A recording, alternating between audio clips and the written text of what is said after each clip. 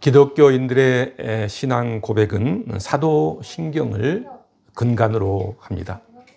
사도신경에 보면은 십자가에 못 박혀 죽으시고 장사된 지 사흘 만에 죽은 자 가운데서 다시 살아나셨으며 라는 고백이 있습니다. 이 고백은 예수 그리스도를 믿는 모든 사람이 예수 그리스도의 부활로 말미암아 새 생명을 얻게 되었다는 것을 의미합니다. 다시 말하면 예수님의 부활이 예수를 믿는 우리에게 새롭고 영원한 생명을 얻게 해 주셨다는 것입니다. 우리 인간은 최초의 인간 아담 한 사람의 죄로 인해서 사망이 찾아왔습니다. 로마서 5장 12절을 보면 이렇게 말씀하고 있습니다. 그러므로 한 사람으로 말미암아 죄가 세상에 들어오고 죄로 말미암아 사망이 들어왔나니 이와 같이 모든 사람이 죄를 지었으므로 사망이 모든 사람에게 이르렀느니라 라고 말하고 있습니다. 본래 하나님께서는 인간을 창조하실 때 인간은 죽지 않는 존재로 창조하셨습니다. 그러나 최초 인간 아담 한 사람이 범죄함으로 인해서 모든 인간에게 사망이 들어오게 되었고 그 결과 아담을 포함하여 모든 사람들은 하나도 예외 없이 죽게 된 것입니다. 다시 말하면 하나님이 먹지 말라는 선악과를 먹은 아담으로 인해서 인간 모두에게 사망이 들어오게 된 것입니다.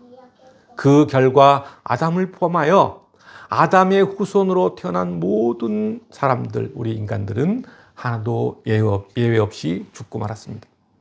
그러니까 모든 인간의 죽음은 아담의 원죄로부터 시작된 것입니다. 그러나 아담 한 사람의 죄로 인해 사망이 찾아온 것과 같이 이제 예수 그리스도 한 분의 부활로 인해 모든 사람이 새 생명을 얻게 된 것입니다.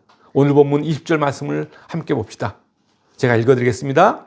그러나 이제 그리스도께서 죽은 자 가운데서 다시 살아나사 잠자는 자들의 무엇이 되었다고요?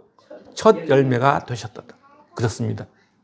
예수 그리스도가 죽은 자 가운데서 부활하심으로써 이제 예수 그리스도는 모든 성도들의 부활에 대한 첫 열매가 되셨습니다.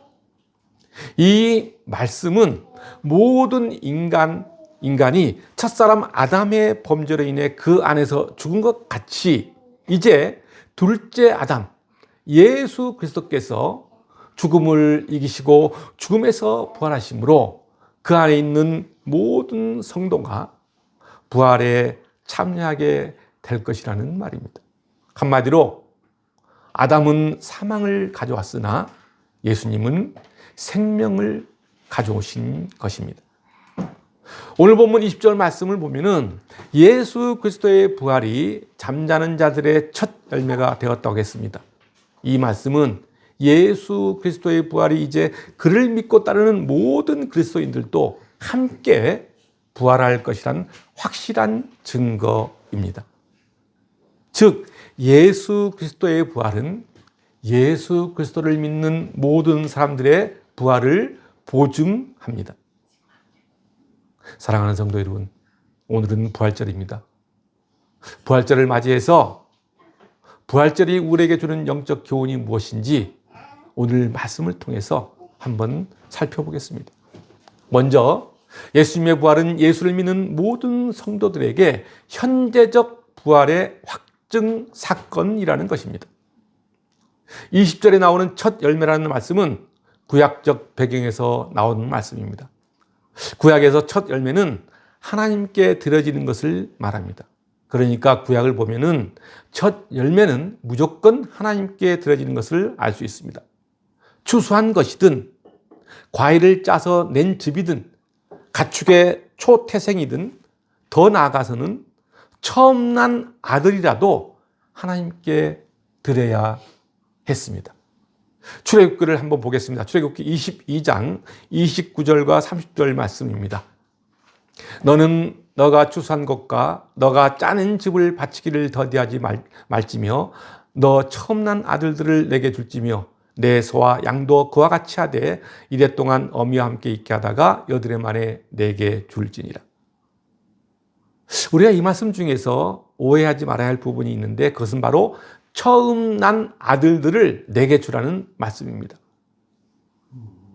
이 경우 사람을 제물로 바칠 수 없는 것이었기에 속전, 즉 생명을 대신해서 지불하는 돈, 그것으로 대체했습니다. 그리고 출애굽기 23장 19절을 보면은 내 토지에서 처음 거둔 열매의 가장 좋은 것을 가져다가 너의 하나님 여호와의 전에 드릴지라 라고 말씀하고 있습니다. 그러니까 처음 난 것의 모든 것을 하나님께 드려야 된다는 것입니다. 그렇다면 왜 이렇게 처음 난 것은 모두 하나님께 드려야 했을까요? 그 이유는 이 세상 모든 것이 하나님께 속한 것이기 때문입니다. 그렇습니다. 모든 것이 하나님의 것입니다. 그래서 모든 것을 다 하나님께 드려야 하나, 하나님은 오직 처음 난 것 또는 첫 열매만을 당신께 바치게 함으로써 그것을 통해 우리가 다 드리지 않아도 마치 다 받으신 것처럼 인정해 주시는 것입니다. 그러므로 오늘 본문 20절에 그리스도께서 죽은 자 가운데서 다시 살아나사 잠자는 자들의 첫 열매가 되셨다는 이 말씀은 바로 주님이 우리를 위해 첫 열매로 드려져 우리에게 새 생명을 얻게 함으로써 주 안에 있는 모든 성도도 이미 부활의 능력과 생명을 가지고 있음을 말해주는 것입니다. 그러니까 예수님의 부활 사건은 단순히 예수님의 신성, 그것을 보여주는 것이 아니고 그것은 현재를 살아가는 오늘 우리에게 부활의 생명이 함께함을 보여주신 사건입니다. 이것을 다른 말로 하면은 부활의 현재성이라고 말합니다. 다시 말하면 우리는 실제로 십자가에서 죽지도 않고 부활한 경험도 없지만은 예수님의 부활 사건으로 이제 우리는 부활의 능력과 생명을 몸에 지니고 있는 것입니다. 이런 사람은 세상의 그 어떤 박해나 위협도 두려워하지 않습니다. 그리고 자신의 생명도 아끼지 않고 주를 위해 헌신할 수 있습니다. 또한 사망의 음침한 골짜기를 다닐지라도 두려움이 없다는 겁니다. 이것이 바로 부활신앙을 가지고 있는 사람의 인생입니다.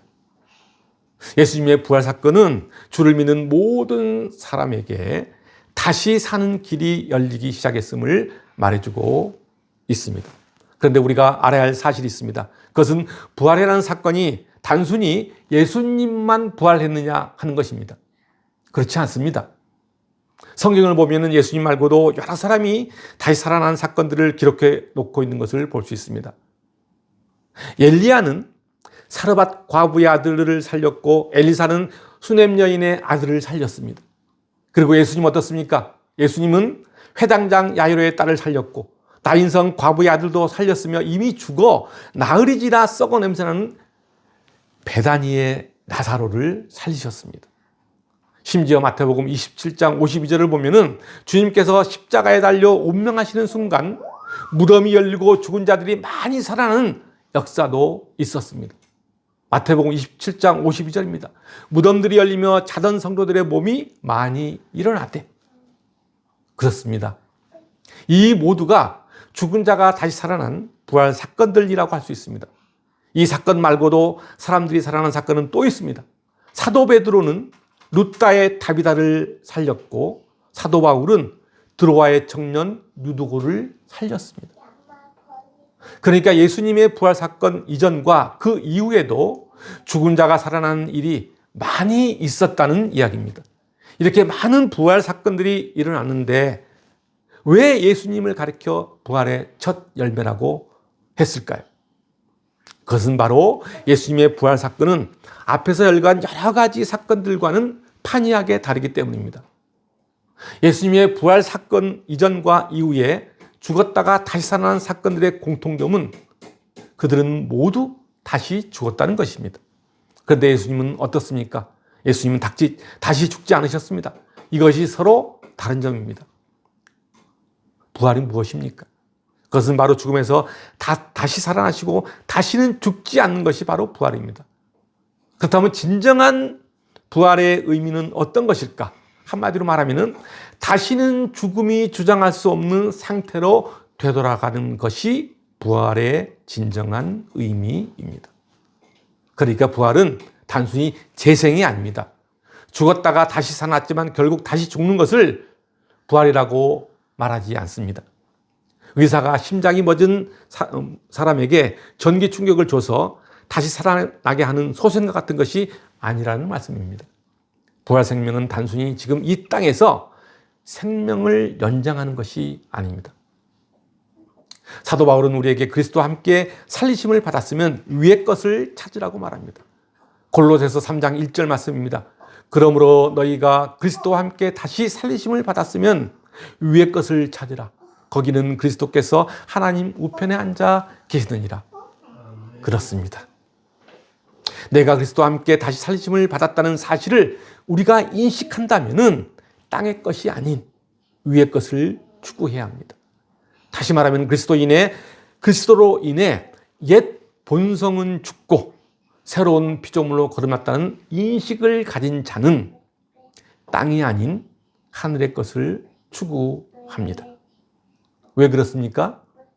우리의 생명은 이 땅에서의 삶이 전부가 아니기 때문에 그렇습니다. 아무리 생명이 연장된다고 해도 이 땅에서의 삶이라면 그것은 복이 아니고 오히려 때로는 불행이 될 수도 있습니다. 왜냐하면 이 땅에서 오래 사는 인생은 우리가 흔히 말하는 죽지 못해 사는 인생이 될 수도 있기 때문입니다. 부활 생명은 그러한 인생이 아닙니다. 부활 생명은 로마서 6장 10절에서 말하는 것처럼 그가 살아계심은 하나님께 대하여 살아계심이기 때문입니다. 이 말씀을 더 쉽게 이야기하면 하나님과 더불어 사는 것이기 때문입니다. 그렇다면 하나님과 더불어 사는 인생이 어떤 인생일까요? 그것은 죽음의 위협이 없습니다. 근심이나 슬픔이 없습니다. 그러니까 죽음의 세력인 죄에서 벗어나 영생하는 존재, 즉 하나님의 은혜와 사랑 속에서 영원히 살게 되는 축복의 인생이라는 말입니다. 그런데 중요한 것이 하나 있습니다. 이 땅의 모든 사람이 부활 생명으로 나오는 것이 아니라는 것입니다.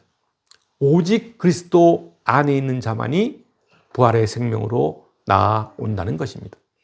그렇습니다. 예수 그리스도를 믿는 자들만이 부활의 생명으로 나올 수 있습니다. 오늘 본문 26절, 마지막 26절을 보면은 사도 바울은 맨 나중에 멸망받을 원수는 뭐라고 했습니까? 사망이라고 했습니다. 앞절에서 바울은 죽은 자의 부활을 말했습니다. 22절을 보면은 아담 안에서 모든 사람이 죽은 것 같이 예수님 안에서 모든 사람이 살아날 것이라고 역설했습니다. 그런데 한번 보십시오. 예수님의 부활 이후로 영원히 살아난 자가 있었습니까? 잠시 소생했다가 다시 죽은 자들은 있었어도 영원히 살아난 자는 없습니다. 그렇다면 22절 말씀 중 예수 안에서 모든 사람이 살아날 것이라는 이 말을 어떻게 이해해야 하겠습니까? 먼저 우리는 사망이라는 것을 하나의 현상으로 보지 말고 의인화시켜보면 쉽게 이해가 갑니다. 로마서 5장 14절을 보면은 사망이 왕노릇한다고 말하고 있습니다. 그렇습니다. 여기서 말하는 사망은 단순히 생명이 끊어지는 현상이 아니라 하나의 인격, 왕이라는 인격으로 보면 이해가 쉽습니다. 사망이라는 존재는 쉽게 물러가지 않는 존재입니다. 그래서 바울은 사망을 멸망받을 원수라고 했던 것입니다. 다시 말하면 사망은 우리의 인생 맨 마지막까지 남아서 왕같이 군림하는 존재라는 것입니다.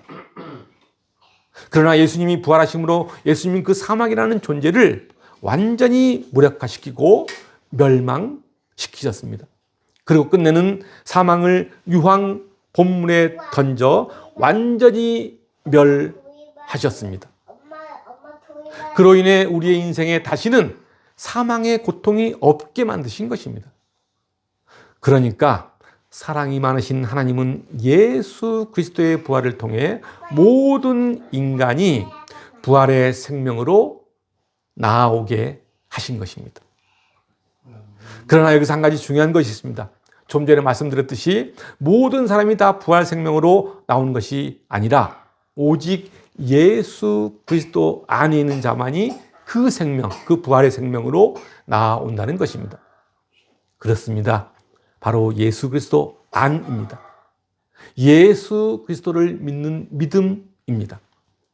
예수 그리스도를 믿지 아니하고는 세상 그 누구도 부활의 생명으로 나올 자가 없습니다. 사랑하는 성도 여러분, 많은 사람들은 부활에 대해서 의심의 눈을 가지고 바라봅니다. 예수를 믿는다고 하면서도 부활에 대해서는 믿지 못하는 사람들도 있습니다. 이것은 진정한 믿음이라고 할 수 없습니다. 왜냐하면 우리의 믿음은 다른 무엇에 대한 믿음이 아니라 부활의 주님에 대한 믿음이기 때문입니다.